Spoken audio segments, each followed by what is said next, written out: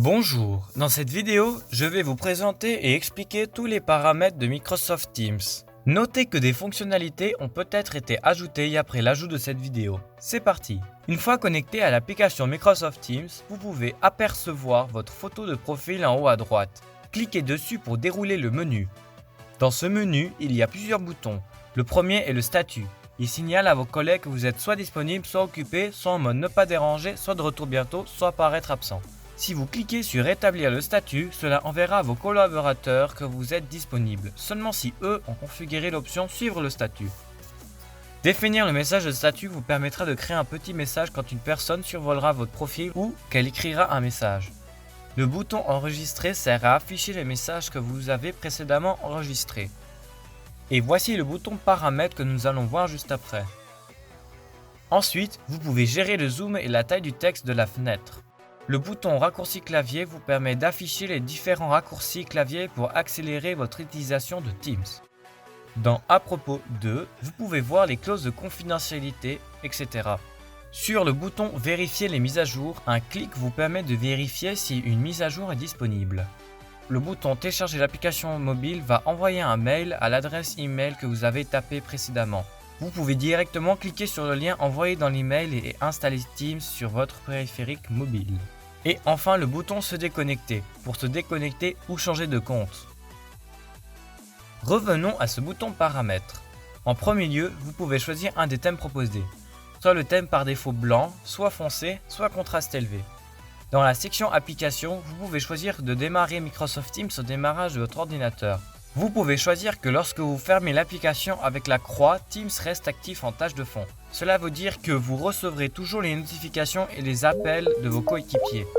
Et voici une option pour désactiver l'accélération matérielle du GPU, que je vous conseille de ne pas changer car Teams effectue son paramétrage tout seul.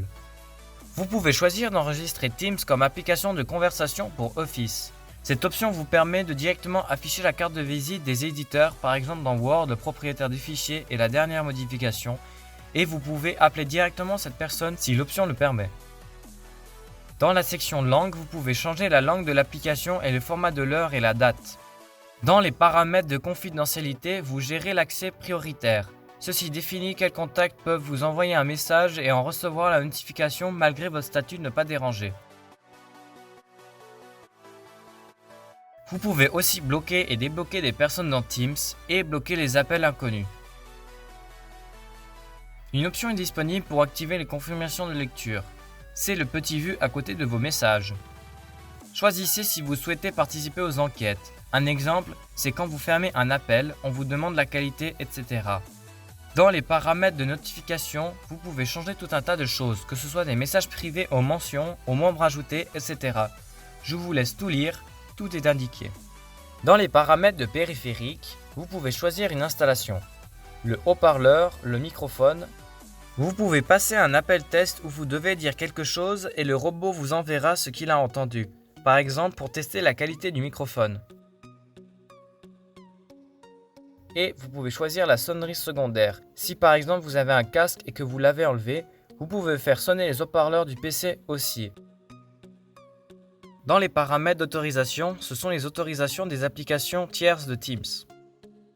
Et enfin, dans les paramètres d'appel, vous pouvez choisir soit de faire sonner votre ordinateur, soit de transférer tous vos appels dans la boîte de messagerie vocale. Vous pouvez choisir si, sans réponse pendant plus de tant de secondes, ou rediriger l'appelant, soit ne rien faire, soit messagerie vocale. Vous pouvez configurer la messagerie vocale avec un message d'accueil ou un synthétiseur qui vous le lit. Il y a une option d'absence du bureau ou de message d'accueil. Une fois que vous avez réglé vos paramètres, cliquez sur OK. À présent, vous pouvez changer la sonnerie pour les appels entrants. Si vous avez un appareil compatible Teams, vous pouvez activer le mode TTI et vous pourrez l'utiliser. Et voilà, j'espère que cette vidéo vous a plu. N'hésitez pas à poser des questions dans l'espace commentaire en bas de la vidéo. Une fiche apparaît en haut à droite pour la prochaine vidéo de formation Microsoft Teams. Je vous souhaite une bonne journée. Au revoir.